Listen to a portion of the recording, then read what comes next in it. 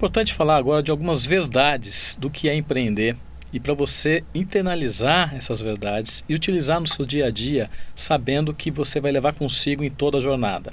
Uma verdade que eu selecionei, que eu coloco sempre em primeiro lugar, não necessariamente como a mais importante, mas em primeiro lugar, porque muita gente acha que empreender com sucesso significa ter sorte. A sorte, de fato, é uma verdade. E os empreendedores contam com ela, mas não ficam esperando por ela como se fosse algo que não tem um controle, algo que cai do céu, algo que sem ela eu não consigo seguir. Na verdade, para a maioria dos empreendedores, sorte é o encontro da oportunidade com a capacidade de realização. Obviamente, quando a gente vê todos esses fatores acontecendo, a maioria de fora, observando uma história, vai falar, que pessoa de sorte. Porém, quem está dentro da história vai falar, quantos anos eu me dediquei a esse projeto? Quanto eu me dediquei a transformar essa ideia em realidade?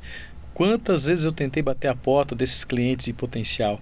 Quantas pessoas eu bati a porta para tentar convencê-las a fazer parte do meu projeto, seja como investidor, sócio, parceiro? Agora, finalmente, eu consegui transformar essa ideia numa realidade super interessante. Quem está de fora vai falar, que pessoa de sorte. Quem está participando do processo desde o início vai falar, uau, valeu a pena o meu investimento nessa jornada. Isso é o que eu chamo de sorte. Outra verdade importantíssima, se você não teve tanta sorte, ou se você tem sorte, mas eventualmente não tem a sorte com você o tempo todo, ou seja, não fique triste, a maioria das pessoas tem a mesma história. Tenha disposição para o fracasso. Empreendedorismo é um esporte de muito desafio. E quando a gente está no esporte com desafio, você sabe que você pode ganhar e você pode perder. Empreendedorismo tem a ver com lidar com perdas. Significa que você vai fracassar em determinado momento. Há sim aquelas pessoas que nós admiramos como os empreendedores, como se fossem Midas, pessoas que têm um toque especial em tudo que elas se envolvem, parece que dá certo.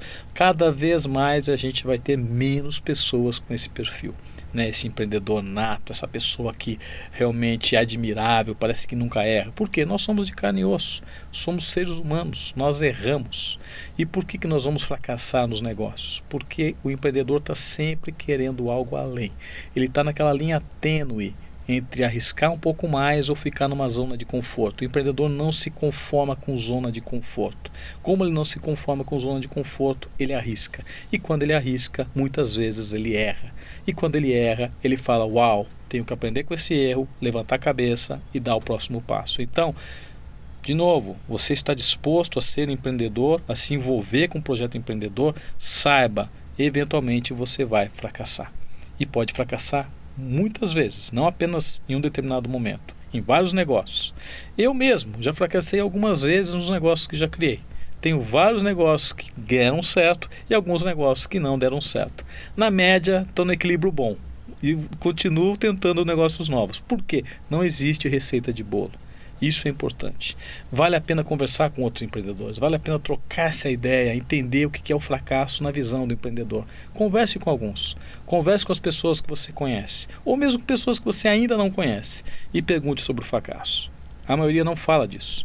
As revistas não tratam do tema, as reportagens não tratam do tema, porque a maioria gosta de falar do sucesso. Mas entenda que para você chegar no sucesso, com certeza você vai passar por histórias de fracasso. Metade da minha carreira eu trabalhei no mundo corporativo, desde o começo lá de trainee até executivo de multinacional americana. E já estou na minha quinta empreitada. Eu tive 2 sucessos, saídas, e 2 fracassos, que eu aprendi muito. E particularmente esse último, que eu aprendi muito, as principais razões foram por causa do mindset corporativo que eu trazia, influenciável. Eu contratei grupos, equipes com mindset corporativo que eu tinha, e aos pouquinhos eu comecei em paralelo a investir em startups, que criou uma curva de aprendizado. E num determinado momento eu percebi que eu estava tentando fazer algo lidando com inovação, mas pensando e agindo da forma tradicional que eu tinha aprendido nas organizações anteriores. E essa foi a razão do fracasso, do grande aprendizado. Porque quando você tem um negócio que não dá certo, quando você quebra, você acaba olhando, vendo onde que você errou. E foi aí que eu vi que eu precisava entender um pouquinho mais sobre finanças, né? E também, eu acho que sobre a organização no geral. Então eu decidi estudar gestão financeira para aprimorar, para melhorar o meu conhecimento, né? Nessa parte que é fundamental para você desenvolver um negócio. Eu acho que esse é o segredo, né? E continua não dando certo as coisas. Eu acho que a dimensão do problema ela só vai mudando, mas empreender é sempre lidar com os problemas e lidar com soluções rápidas. Eu acho que um dos grandes segredos e um dos grandes aprendizados que o empreendedorismo ele vai trazendo é que nós empreendedores nós temos uma mania às vezes de se apaixonar pelas coisas que a gente cria. E essa paixão ela é fundamental também, né?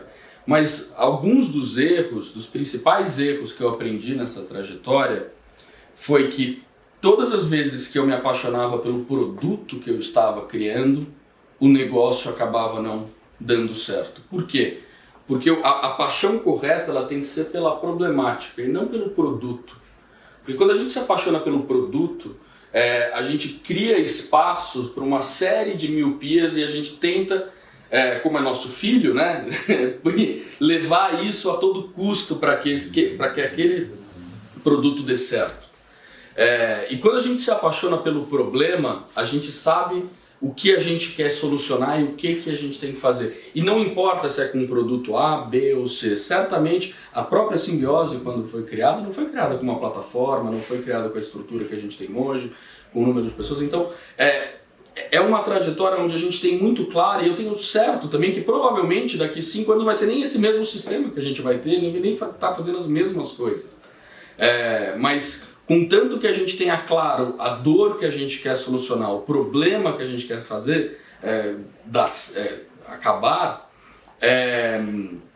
aí, tendo as pessoas certas, tendo a visão no problema, o produto se adapta. E se o produto se adapta, o negócio corre um risco muito menor de dar errado. Porque você consegue fazer o que dentro da administração se chama de pivotagem, mas que na prática nada mais é do que errar e ajustar rápido uma solução de uma forma muito mais clara, muito mais tranquila e sem a dor de deixar para trás algo que você gostava muito. O resumo do que eu falei, quando a gente trata dessa coisa do desafio, de assumir riscos e eventualmente fracassar, essa frase que eu gosto muito do Roosevelt, que está na tela, e que vocês talvez tenham a mesma empatia que eu tenha com ela, e internalizem isso para suas tomadas de decisão empreendedoras.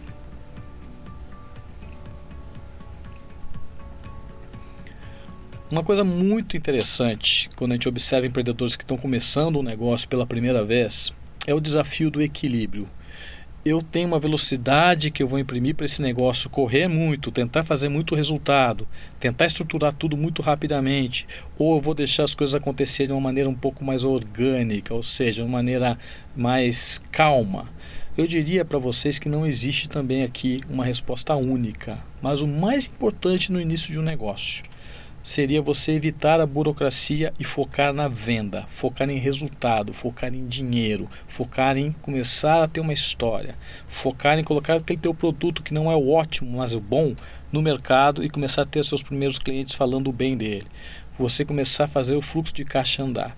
Aos pouquinhos você vai estruturando a empresa, aos pouquinhos você vai colocando as regras, aos poucos você vai estruturando o processo, aos poucos você vai tendo os procedimentos. Não faça ao contrário. Como a gente começa uma empresa nova, a gente tem que realmente no início se provar, né? Então no início foi muito foco em venda direta e atendimento direto nos clientes que a gente tinha meu relacionamento. Some a partir da ideia, você tem que validar essa ideia, você tem que ser enxuto, você não tem recurso. Hoje a gente tem ciclos semanais, são sprints, onde não só a área de produto, mas marketing, vendas, planejamento, roadmap, relações com clientes, tudo a gente planeja de forma semanal. Então, na segunda-feira tem um planning, no dia a dia a gente tem um daily meeting, reuniões de pé, na frente do café, sem consumir muito tempo das pessoas, onde a gente toma decisões muito rápidas. E às sextas-feiras a gente conclui com a revisão e faz as entregas. Então hoje é uma mentalidade completamente diferente. Eu como CEO, eu não sou mais centralizador como eu fui no passado, está tudo delegado a cada área, a cada colaborador, as decisões são tomadas em equipe e tudo muito enxuto. Se você pensar que está começando um negócio, quer ter todas as regras do jogo já muito bem definidas, dificilmente você vai dar um passo certo. Você vai começar a se envolver em questões não chave, questões que são simplesmente periféricas e que não vão te deixar focar no mais importante, que é conseguir resultado. Só há uma exceção. Isso não se aplica quando você vai montar uma franquia. Geralmente o franqueador vai te trazer um manual completo de como seguir certas regras e certos passos para melhorar a chance de sucesso. Por quê? Porque ele já tem uma história, porque ele já provou que isso funciona.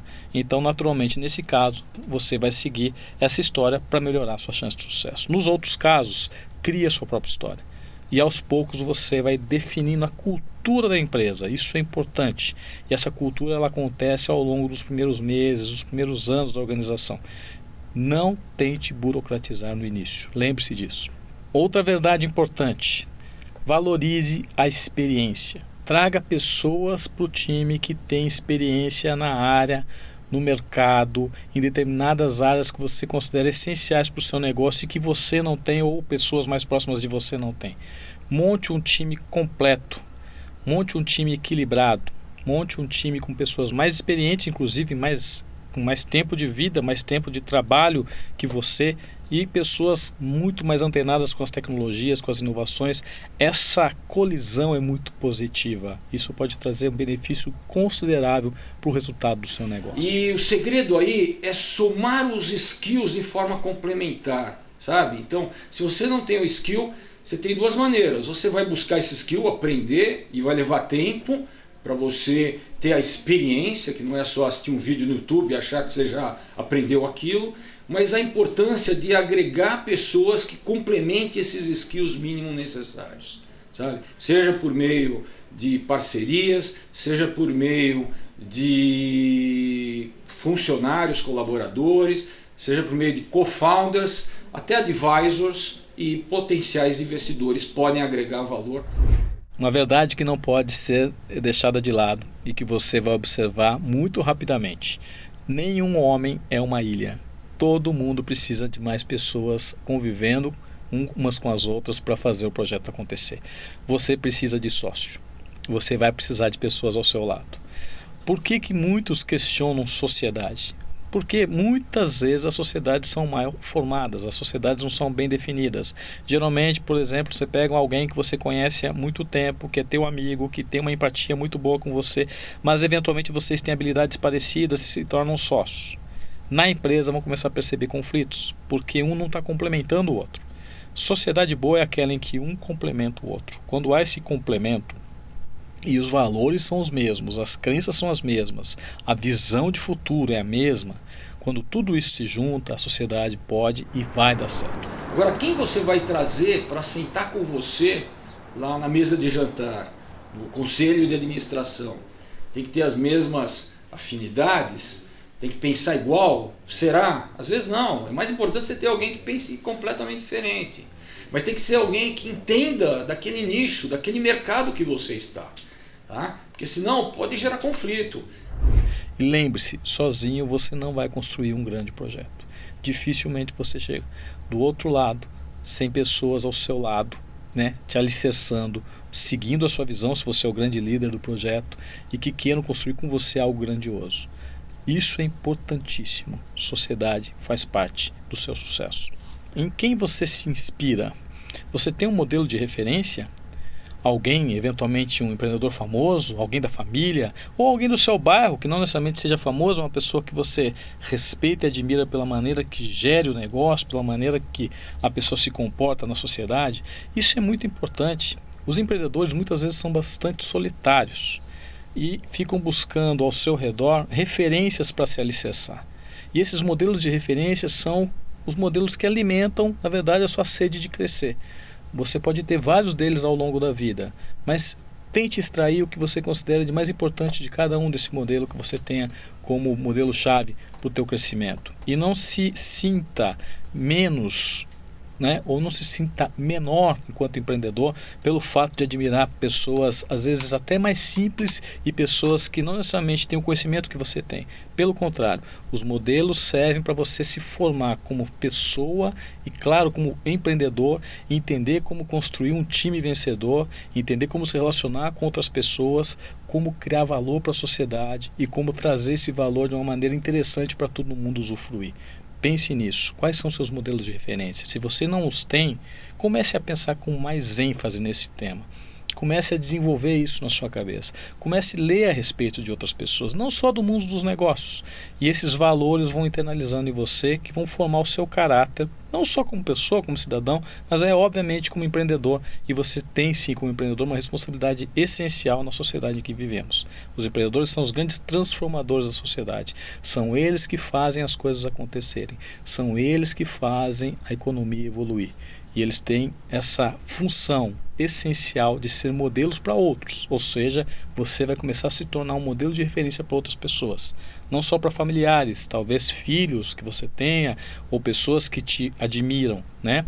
Mas também outros empreendedores que vão surgir, outras pessoas que fazem coisas interessantes na sociedade. Pense nisso. Ao mesmo tempo que é interessante você ter seus próprios modelos, você vai se tornar um modelo para alguém em determinado momento. Outra verdade importante significa onde você vai montar o seu negócio. Quando eu falo onde, não é o endereço físico, mas a comunidade que você está envolvido. Busque um ambiente motivador. Hoje a gente vê muitas histórias interessantíssimas de os jovens que estão montando suas startups nos ambientes colaborativos, né? Antigamente eram as incubadoras, hoje também são incubadoras, mas com outra roupagem, muito mais tecnológica. Você tem um ambiente onde várias empresas de vários setores, ou mesmo grandes empresas, pequenas empresas, você tem coisas bastante interessantes acontecendo e o ambiente é pujante, é um ambiente gostoso de você conviver naquele ambiente.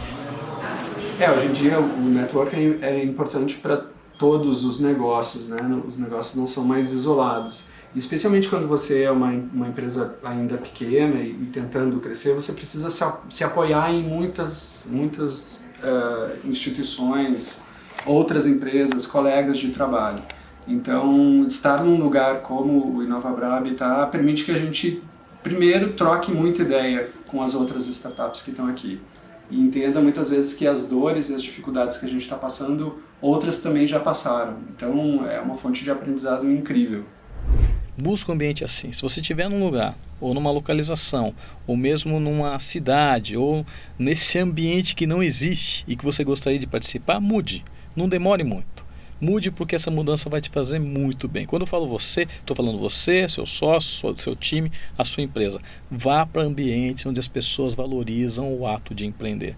Fuja daqueles locais onde as pessoas dizem, isso não vai dar certo. O negativismo não faz parte do discurso do empreendedor. A gente já falou de planejamento, mas vale lembrar de uma coisa bastante importante. Mesmo no caos, e o caos vai acontecer, tenha certeza disso. Eu digo que o caos acontece na maioria das empresas entre o primeiro e o segundo ano, na verdade do início até o segundo ano, porque é aquela construção do seu negócio. Aí você às vezes pode ficar perdido e falar, vou planejar para quê? Não tem porquê. Planeje mesmo no caos. O que é planejar mesmo no caos? Coloque algumas metas, coloque alguns objetivos onde você quer chegar nesse período. Corra atrás.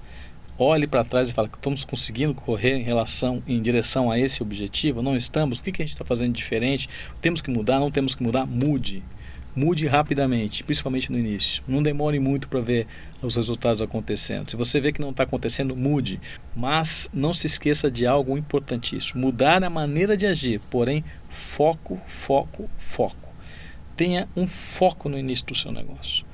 Se você tiver muitas ideias, e você vai ter muitas ideias assim que a empresa for criada, por exemplo, na casa de café que nós falamos agora há pouco, você começa a ter ideias de produtos novos para colocar para os clientes a todo momento, você vai ter ideias de, vou mudar o preço, vou criar um combo, fazer isso, fazer aquilo. E se você começar a pensar demais em ideias novas a todo momento, você vai perder o seu foco. O foco significa o seguinte, vamos fazer resultado inicial, vamos entender o que as pessoas querem, aos pouquinhos você começa a diversificar. Por que isso? Porque você não tem braço para avançar em diversificação logo no início. Você não tem história. Você ainda está criando a própria história. Por mais que você tenha experiência, tenha criado outros negócios. Nesse negócio em particular, você ainda não tem história. Pense nisso. Foco no início. Depois que eu criei a história, isso leva alguns meses, talvez entre 1 e 2 anos, você começa a diversificar. Há exceções à regra? Há exceções à regra, mas são exceções. A regra diz que o foco traz resultado, principalmente no início. De nada adianta você trabalhar, construir um projeto empreendedor se você não continuar a sonhar. A essência do empreendedorismo é o sonho. Porém, eu tenho que sonhar, né, com os olhos abertos. Eu tenho que pisar num alicerce muito sólido para construir esse caminho para o meu sonho se tornar realidade. Mas não se esqueça disso. Continue a sonhar. Não deixe de sonhar, em momento algum. Se você se encontrar não sonhando mais e você começar a perceber que está envolvido absurdamente em tarefas burocráticas, em coisas que você não gosta, alguma coisa está errada. Repense, replaneje, sente com o time, discuta novamente e veja se é isso que vocês querem. Obviamente, sempre vai ter momento difícil, vão ter momentos de trabalho em coisas que a gente não curte, coisas que a gente não gosta, mas o sonho não pode deixar de existir. Se em algum momento a faísca, esse desejo empreendedor de realização deixar de acontecer, você está perdendo o desejo de transformar aquele sonho original em realidade. Você tem que repensar se vale a pena continuar nesse negócio. Se vale a pena você talvez dar um passo para trás para dar mais 2 à frente. É isso que você tem que discutir consigo mesmo e depois com as pessoas ao seu redor. E tenha certeza, muitas vezes isso pode acontecer. Então, faça essa análise. Faça sempre esse tipo de cheque com você mesmo. Meu sonho continua, a vontade continua grande, a gente está realizando, a gente quer realizar cada vez mais. Se isso não existir, repense suas atitudes em relação a esse negócio. Finalmente, nessas verdades empreendedoras que a gente foi coletando ao longo do tempo, de vida, de experiência própria, de estudar sobre o tema, lembre-se de algo importantíssimo. A sua história é única. Você está trilhando uma trilha única, só sua. Ninguém vai ter uma história igual à sua. Então, é muito legal nos inspirarmos nos outros, temos modelos de referência, entendemos que tem pessoas que têm talvez um sucesso muito mais rápido na vida que outros, alguns não vão ter esse sucesso financeiro com uma métrica tão grandiosa, mas vão estar felizes no que estão fazendo. Mas lembre-se de algo, a sua história é sua, você está construindo. Se algo está errado, mude a sua história. Vá em direção ao sucesso que você almeja. Olhe o que está à sua volta como exemplos, como referências, mas não algo para ser combatido, algo para ser imitado, algo para ser replicado. Faça a sua própria história e aí você está construindo um belo legado em empreendedorismo.